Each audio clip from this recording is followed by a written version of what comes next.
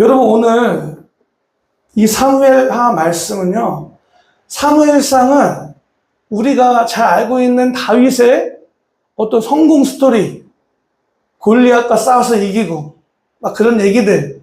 근데 사무엘하는요, 다윗의 흑역사만 기록되어 있어요. 흑역사. 하나님이 왜 이렇게 다윗의 흑역사를 우리에게 보게 하실까? 좋은 얘기만 해도 모자랄 판에 왜 이렇게 다윗의 흑역사를 기록하게 하셨을까?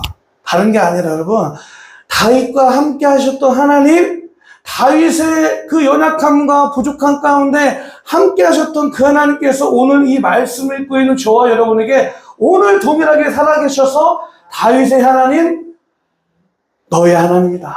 아멘. 여러분, 우리는 이렇게 생각할 때가 있어요. 아, 이제 됐어. 오늘 말씀 보니까 약 20년이란 시간이 지나서 다윗이 왕이 됐어요. 이제 됐네. 왕이 됐네. 근데 우리는 말씀을요, 여기서 딱 끝날 때가 많아요. 과거에 한국교회 목사님들, 여러분 다윗 하면은 제일 많이 기억하는 게 뭐예요? 다윗과 골리앗이죠. 너무요, 다윗에 관한 말씀을 주일학교 틱하게만 전한 거예요. 그렇지 않는데. 다윗이요, 오늘 말씀 제목을 제가 말씀드립니다. 오늘 말씀의 제목이 이제부터 시작이다예요. 이제부터 시작. 왕이 됐어요. 사람들은 이제 왕이 됐어, 성공했어, 계속 그 얘기만 하고 싶을 거예요. 하지만 하나님은 왕이 된 그 다윗의 흑역사를 기록하세요. 그런 말 있잖아요. 왕관을 쓰려하는 자, 그 왕관의 무게를 견뎌내라. 네. 다윗이 드디어 20년 동안 기다린 끝에 왕이 됐는데 그 이후에 다윗이 어떻게 살았는지 하나님은 그것을 낱낱이 저와 여러분에게 기록하고 있다는 거예요. 오늘 사무엘하 말씀, 5장 말씀을 통해서 다음과 같은 세 가지 영적 메시지를 전하고 싶습니다. 첫 번째로 끝까지 기다려라 라는 거예요. 여러분, 오늘 다윗이 우리 3절, 4절 말씀 다 같이 읽어볼게요. 시작.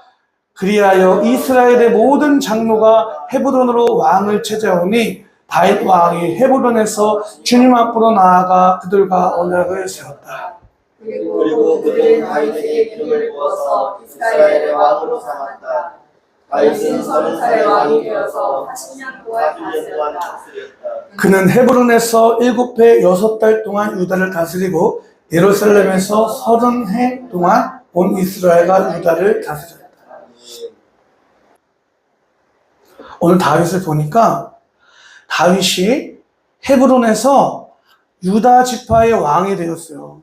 그리고 7년 6개월이라는 시간이 지났습니다. 상황은 이미 지금 저 북쪽 이스라엘은 아브넬이 죽고 이스보셋이 죽고 지도자가 없어요. 혼돈하고 그냥 무질서한 무정부 상태예요. 군대를 보내서 얼마든지 접수할 수 있는 상황입니다. 근데 다윗이 그런 인간의 방법을 사용하지 않고 기다리는데 끝까지 기다리는 거예요. 하나님이 어떻게 하시나 끝까지 인내하면서 기다립니다. 그것이 시간이 지나니까 어떻게 됩니까? 이스라엘의 모든 지파가 헤브론에 있는 다윗을 찾아와서 전에 사울이 왕이 되었을 때 그때도 우리를 지켜주었던 분은 바로 다윗 왕이었습니다.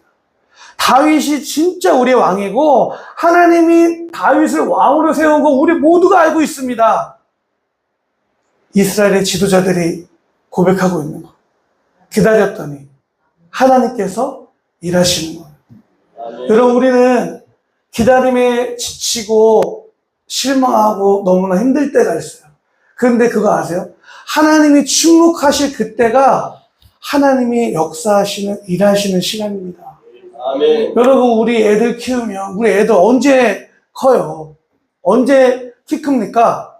밤에 잠잘 때 큽니다. 밥 먹여주고 아유 빨리 커라 할 때 자라는 게 아니라 밤에 잠잘 때, 잠잠할 때, 그때 아이들이 크는 거예요. 하나님과의 관계도, 하나님이 일하시는 법도 마찬가지입니다. 우리가 하나님 언제까지입니까? 라는 마음이 있지만 하나님이 일하실 것을 기대하고 기다리면서 기도하실 때 하나님의 뜻이 반드시 이루어진다라는 거예요. 아멘. 두 번째로 여러분, 오늘 다윗의 삶을 통해서 우리가 나누고 싶은 영적 메시지는 자존심을 내려놓아라 라는 거예요. 여러분, 수치스러움, 자존심이 상하는 문제만큼 우리를 힘들게 하는 문제가 없죠. 육체적 고난보다 어떻게 보면 다른 사람들한테 자존심 상하고 수치스러움을 당하는 그런 인들이 나를 너무나 힘들게 할 때가 너무나 많은 거예요. 저는 고등학교 때 신문 배달을 했습니다. 네. 근데 왜 했냐면 집이 너무 힘드니까 너무 친구들하고 놀고 싶고 하니까 내가 벌어야겠다. 그래도 신문 배달을 했어요. 너무 슬프게 바라보지 마십시오. 한 달 했습니다. 딱. 경험에 얘기할 수 있잖아요. 조선일보 했어요. 아침에 오토바이를 타고 새벽에 다 돌리고 의정부 여고 후문을 지나갑니다. 갑자기 차가 아침에 등굣길에 그때도 막혔어요. 갑자기 문이 탁 열리면서 오토바이를 팍 쳐가지고 제가 넘어진 거예요. 너무 화가 나요. 왜 화가 납니까? 아픈 것도 아프고. 이 여고 뒤에서 내가 넘어졌다는 사실이 얼마나 부끄럽고 수치스러워요.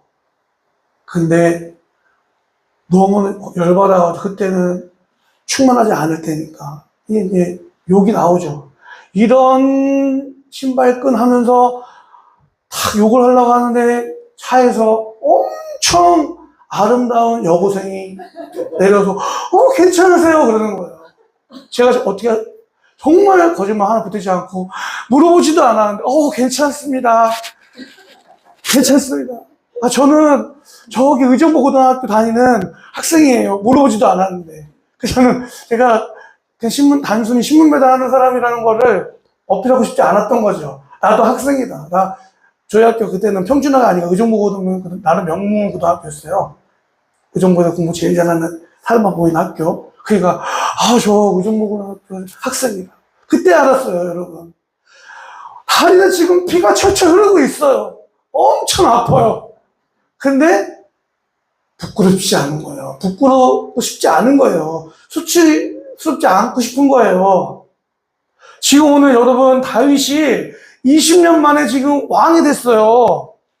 얼마나 지금 우여곡절 끝에 왕이 됐는데 다윗이 첫 정복 전쟁을 하는데 예루살렘 성을 탈환하는 전쟁을 합니다. 시온성, 시온산을 탈환하는. 근데 이때 사사기 시대부터 약 300년 동안 이 예루살렘이 난공불락의 요새예요. 탈환하지 못한 거예요. 그 예루살렘 성을. 산꼭대기 있으니까, 산꼭대기 성이 있으니까 전쟁에서 이기지 못하는 거예요. 그 여부수 족속이 지금 다윗한테 엄청난 수치와 모멸감을 줍니다. 뭐예요? 올라와라 한번. 우리 6절 말씀 읽어볼게요. 시작. 다윗 왕이 부하들을 거느리고 예루살렘으로 가서 그 땅에 사는 여부수 사람을 치려고 하니 그들이 다윗에게 말하였다. 너는 여기에 들어올 수 없다. 눈 먼 사람이나 다리 젖는 사람도 너쯤은 물리칠 수 있다. 그들은 다윗이 그곳으로는 들어올 수 없을 것이라고 생각한 것이다. 아멘. 여러분, 하나님이 다윗에게 허락하신 사건이에요. 20년 만에 왕이 되었는데 왜 하나님이 다윗의 자존심을 아주 땅바닥까지 그냥 떨어뜨리는, 이거 단순한 말이 아니라 여러분, 눈먼 사람이나 다리 저는 사람도 너쯤은 물리칠 수 있다라고 얘기하는 거예요.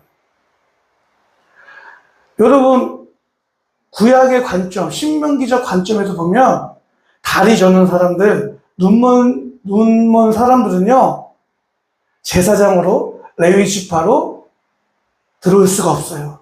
하나님의 성전에 들어올 수가 없습니다. 구약적 관점으로는. 그러니까 지금 이스라엘의 대표자로 왕이 된 다윗에게 엄청난 모멸감을 지금 주고 있는 거예요. 눈먼 자들도 다리 저는 사람도 너보다 낫다라는 거예요.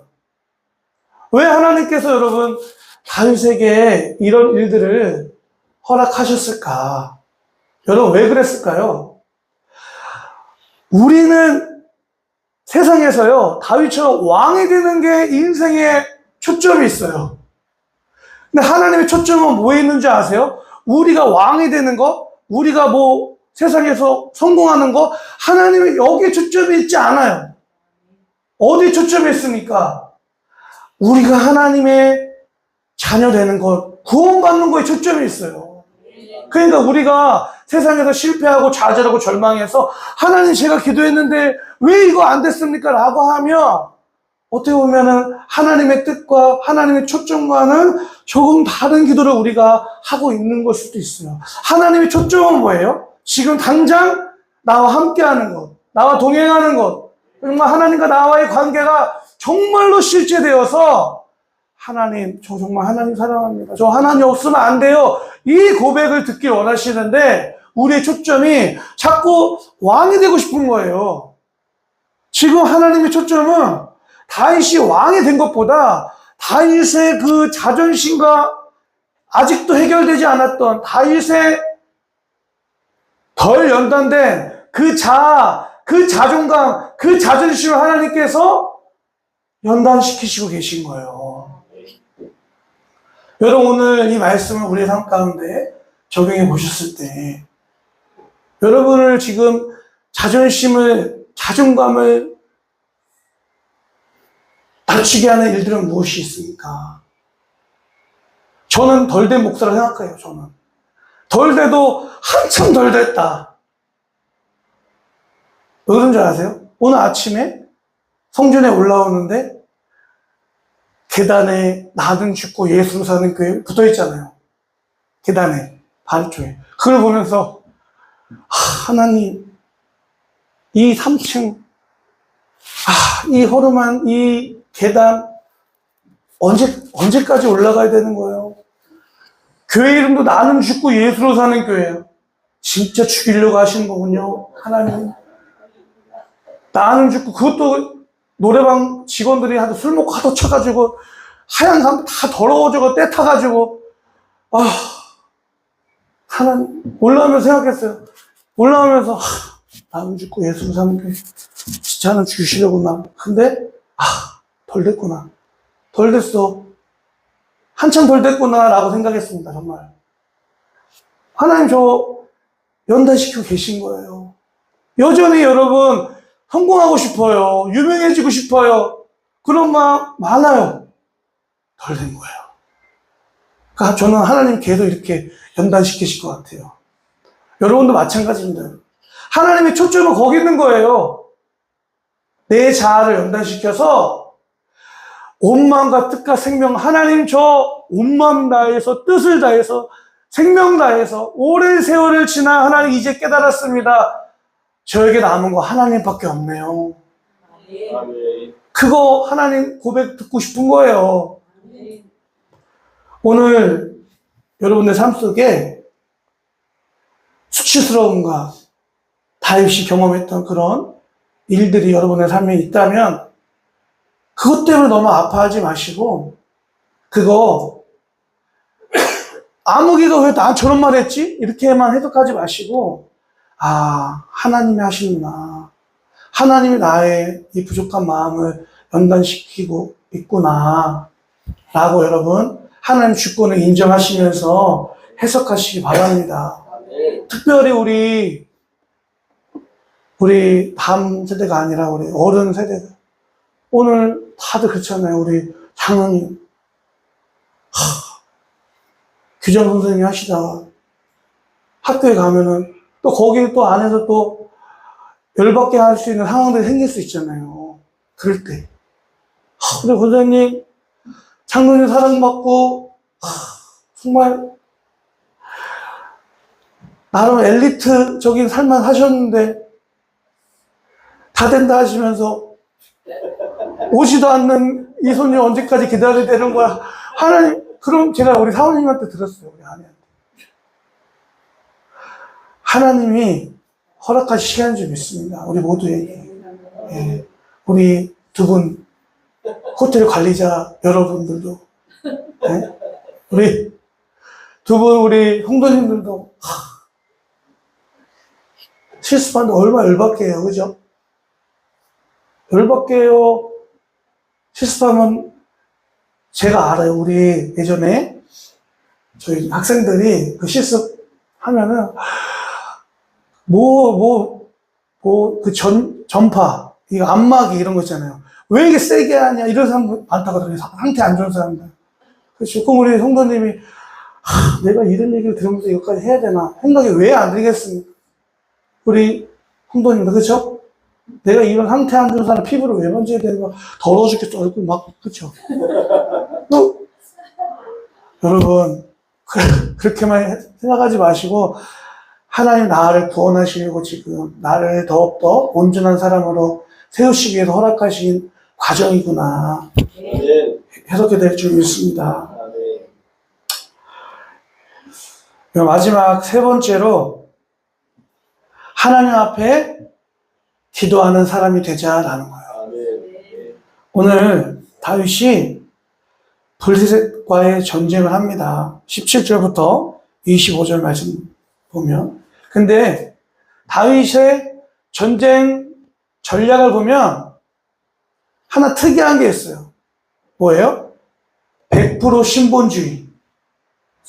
하나님의 뜻을 묻는 거예요. 오늘 19절 말씀 읽어볼게요.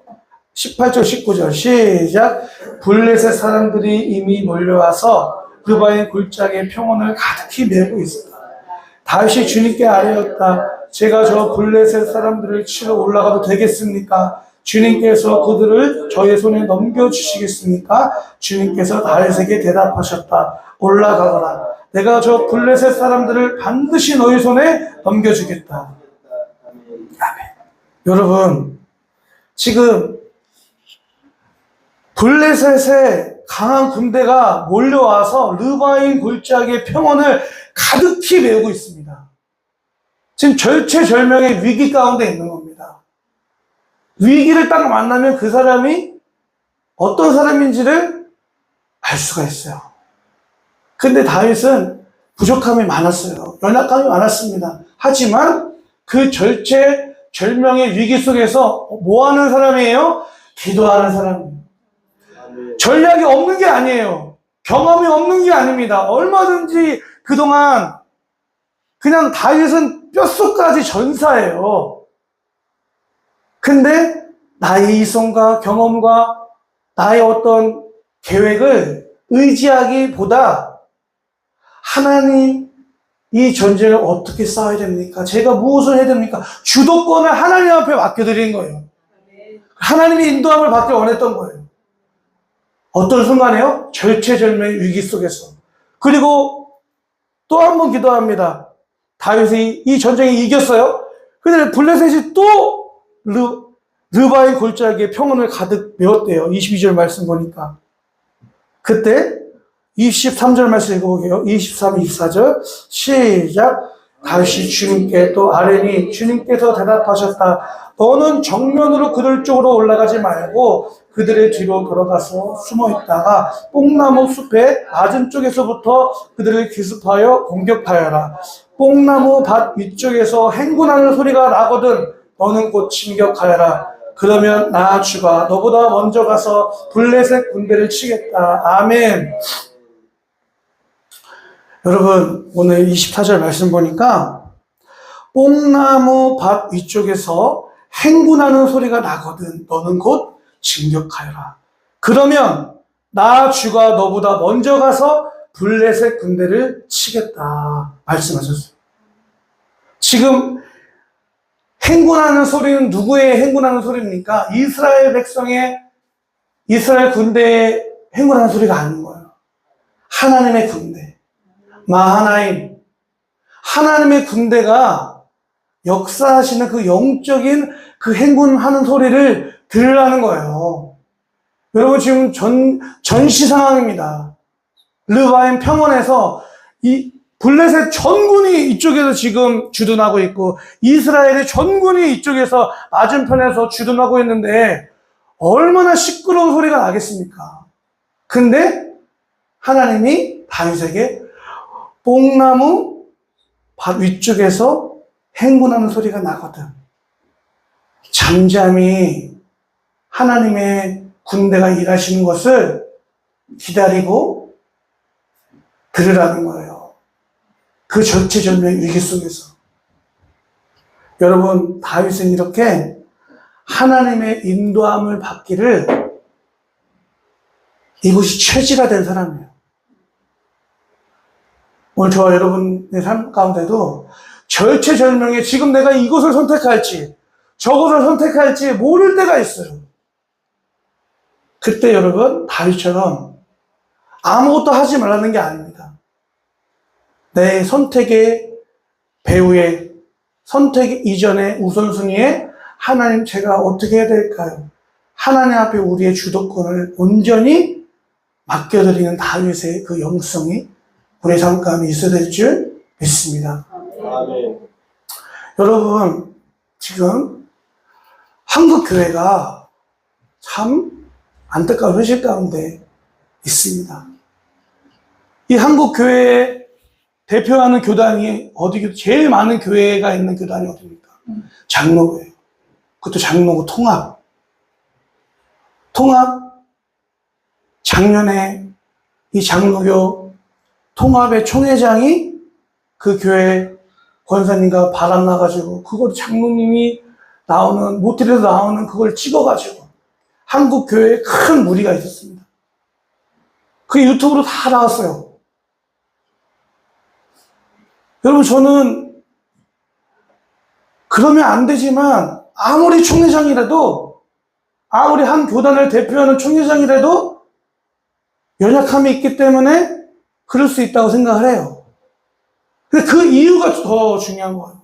그 죄가 드러났을 때 장로님 죄송합니다.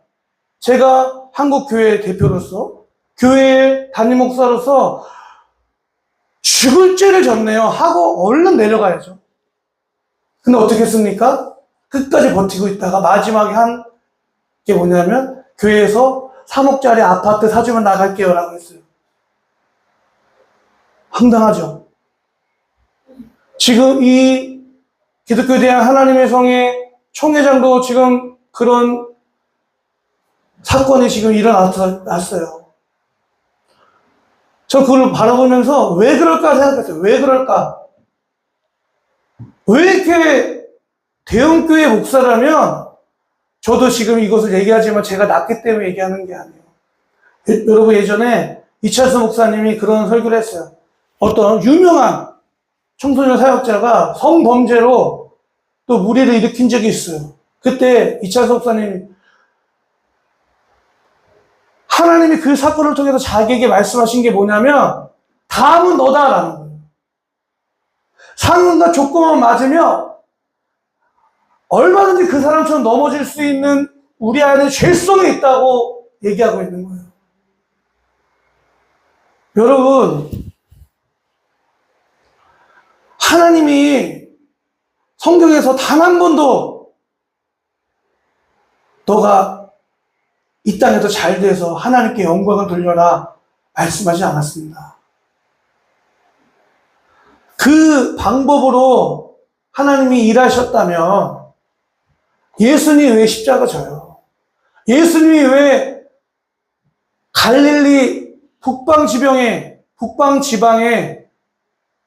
완전히 못 사는 사람들만 사는 아픔과 상처만 열등감만 가득한 사람들이 모인 그 갈릴리 북쪽에서 태어나서 왜 나사렛에서 살고 거기서 태어나고 왜 예수님이 그러셨잖아요. 인자는 머리 둘 곳이 없다. 왜 그런 노숙자의 삶을 사셨습니까, 예수님이? 정말 이 요즘 한국 교회가 말하는 방법으로만 한다면 예수님이 구름 타고 이 땅에 딱 오셔서 만왕의 왕으로 오셔서 제자들도 왜 못 배운 이스라엘의 가장 아웃사이더들만 부르셨어요, 12명을요. 예루살렘에서 바리새파, 사두개파 사람들 중에서 가장 훌륭한 사람들 뽑아가지고 제자로 생각해가지고 그럴듯하게 사역하시면 되지. 왜 자꾸 요즘 우리 세상에 말하는 성공주의 반대되는 방법으로 예수님께서 33년을 살다가 가셨습니까? 여러분, 하나님의 초점은 우리의 성공에 있지 않아요. 그분들 사건 사고 일으킨 그 대형교회 목사님들, 그분들을 향한 하나님의 초점은 그 사람이 구원받는 거예요. 그러니까 하나님 들춰내시는 거예요. 그 방법 아니면 안 되니까 수치를 당하게 하시는 거예요. 그 방법 아니면 이 사람 회개할 가능성이 없어지니까, 없는 지경까지 갔기 때문에. 하나님이 우리에게 원하시는 건요, 우리의 구원이에요. 영혼의 구원입니다. 그래서요, 우리를 계속 그런 환경과 상황 가운데, 하나님을 찾지 않으면 안 되는 그런 환경과 상황 가운데 우리를 계속 몰고 가시는 거예요. 시편 말씀 보면 여러분, 시편의 주제는 무엇이냐면, 누가 복 있는 사람인가? 시편의 주제가, 핵심 질문이 어떤 사람이 복 있는 사람인가요? 시편 1편 암송하시죠, 다들? 뭐예요? 복이 있는 사람은 죄인의 길에 서지 아니하며 오만한 자의 자리에 앉지 아니하고 오직 여호와의 율법을 즐거워하여 주야로 묵상하는 자. 여러분, 하나님의 말씀을 언제 주야로 묵상합니까? 언제 주야로 묵상해요? 아침에 일어나자마자 성경 보지 않으면 그런 상황, 저녁에 잠들기 전에 잠들기 그 마지막 시간까지도 하나님 말씀 보지 않으면 그런 안 되는 상황이 언제예요? 평탄한 상황 가운데 불가능한 거예요. 제가 2008년에 선교를 갔어요. 요르단에. 요르단은요, 주 수입이요, 관광 수입으로 먹고 사는 나라예요. 근데 그 해에, 2007년에 김선일 씨가 이라크 가서 죽었잖아요. 하나님이 선교 가라 그래가지고, 그 다음에 제가 아랍권에 선교를 가야 되는 거예요. 얼마나 무서워요. 얼마나 무서워요. 어머니한테 선교 간다고 하니까 어머님이 처음에는 반대했어요. 야, 너 객기 부리지 마. 그랬어요. 목사인데, 엄마가. 선교 가는 아들한테, 야, 너 객기 부리지 마. 그런 거예요. 근데 어머니가 기도하시고 회개하셨어요. 야, 기도했는데 하나님한테 맡기고 너가 거기 가서 순교를 하더라도 하나님께 영광이다. 순교하더라도 비굴하게 하지 말고 끝까지 복음 전하고 오라는 거예요. 그래서 갔어요. 그 요르단은요, 이라크 이런 데처럼 그런 나라가 아니에요.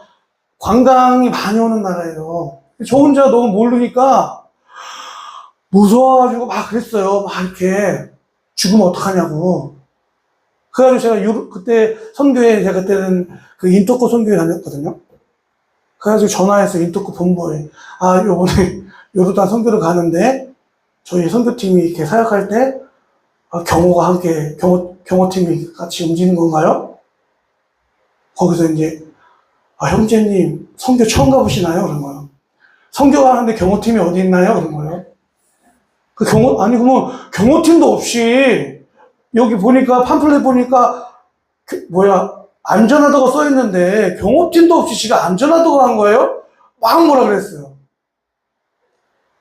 그 소문이 난 거예요. 그래서 선교 당일날 선교팀이 딱 만나는데, 이름표를 주잖아요. 아, 성함이 어떻게 되세요? 아, 9번원이네요. 아, 그 경호팀! 그러는 거예요. 그렇게 웃겼어요, 제가. 근데, 그, 요런에 선교를 갔는데 그 방을 누구랑 썼냐면, 여러분 그 유튜브에 보면은, 순종이라는 찬양이 있어요. 순종. 근데 그 순종이라는 다큐멘터리 영화거든요. 두 분의 선교사님이 다큐멘터리 영화예요. 순종이라는 다큐멘터리. 거기에 보면은 그 레바논에 선교하시는 분이 계세요. 근데 제가 그분이랑 같이 방을 썼어요. 좀 신기하죠. 근데 선교사님들이 아침에 일어나서 제가 청년 때 침대를 같이 떴어요. 위에, 제가 아래. 근데 선교사님이 어떻게 일어나냐면 누워있다가 일어나자마자 이렇게 무릎을 꿇더라고요. 자고 일어나자마자 일어나면서 무릎을 꿇고 기도하시더라고요. 그래서 저는 그걸 이제야 아는 거예요. 저렇게 기도하지 않으면 안 되는 그런 상황. 복 있는 사람은 악인의 길을 쫓지 아니하며 죄인의 길에 서지 아니하며 오만한 자의 자리에 앉지 아니하고 오직 여호와의 율법을 즐거워하여 주야로 묵상하는 자로다. 아멘. 그게 하나님의 복이라는 거예요. 근데 그 복은 주야로 묵상하는 거는요, 그런 상황 가운데 하나님이 우리를 두게 하신다는 거예요. 이게 복입니다, 여러분. 근데 우리 순복음 교단에서 고난당하는 목사, 고난당하는 권사, 고난당하는 장로님이 있으면 어떻게 치부합니까? 기도 안 했네? 하나님 복 못 받았네? 능력 없네? 그에 부응 안 되면 그렇네. 이렇게 해요. 이번 주에 저희 동기 목사님이 통화하는데 그분도 개척을 했어요. 2년차 됐는데 그러는 거예요. 매일 저녁마다 가서 기도를 한대요. 제가 훌륭하시네요. 근데 저한테 그러는 거예요. 하는 데까지는 해봐야지. 여차하면 관두려고 그러는 거예요. 그래서 제가 그랬어요. 저는 진짜 그랬어요. 목사님, 저는 부흥을 꿈꾸지 않아요. 저의 기도 제목은 부흥을 꿈꾸는 게 아니라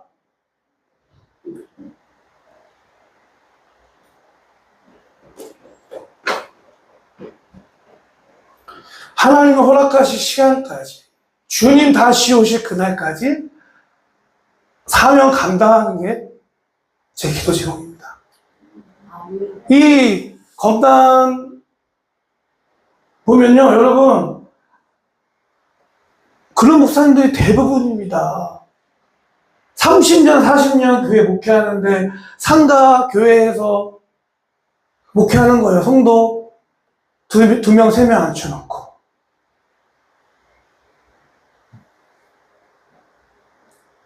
그런 분들이 축복을 못 받아서. 그게 아닌 거예요. 너무 잘못된 복음이 우리 안에 들어와 있어요.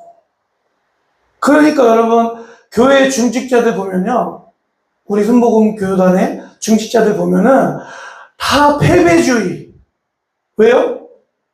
나눌 간증이 없는 거예요. 내 삶은 너무나 지금 힘들고 교회 하나님 나라 위에 충성하고 먼저 그 나라와 의를 그동안 구하고 살았는데 내 사업의 문제, 자녀의 문제, 내 직장의 문제, 내 건강의 문제가 생겨요. 근데 그거 문제를 교회에 나누지 못합니다. 왜요? 축복받지 못했네, 복받지 못했네 라고 자꾸 그런 잣대로 되는 거짓된 복음 때문에. 근데 여러분, 복 있는 사람은 주야로 하나님의 말씀을 묵상하지 않으면, 주야로 하나님의 말씀을 붙잡지 않으면 안 되는 그런 상황 가운데 있는 분들이 하나님이 너가 복되다 라고 하고 있는 거예요. 저는 시냇가에 심은 나무가 시절을 쫓아 과실을 맺으며 그 잎사귀가 마르지 않으니 그 행사가 다 형통하겠다. 아멘. 여러분, 이스라엘의 기후가 어떻습니까? 봄, 여름, 가을, 겨울이 있는 게 아니에요. 건기와 우기가 있어요. 건기 때는요, 비가 오지 않아가지고 식물들이 그냥 바짝 말라가지고 더 이상 이 나무가 다시 소생할 수 있는 가능성이 0% 같이 보이는 그런 건기가 있습니다. 근데 어떤 사람이 복이 있다 그래요? 시냇가에 심은 나무가 시절을 쫓아 과실을 맺으며 건기가 우기가 있다는 거예요. 고난의 광야와 시련의 결핍에 고난의 문제가 우리한테 있습니다. 근데 우리의 믿음 뿌리를 예수 그리스도의 그 시냇가에 내린 사람들에게는 건기가 있지만 하나님이 함께 하시는 형통함을 경험하게 하신다라는 거예요. 아멘. 오늘 여러분, 이게 복인 줄 믿습니다. 다윗을 향한 하나님의 초점은 바로 이거예요. 다윗이 연약함이 있어요. 부족함이 있어요.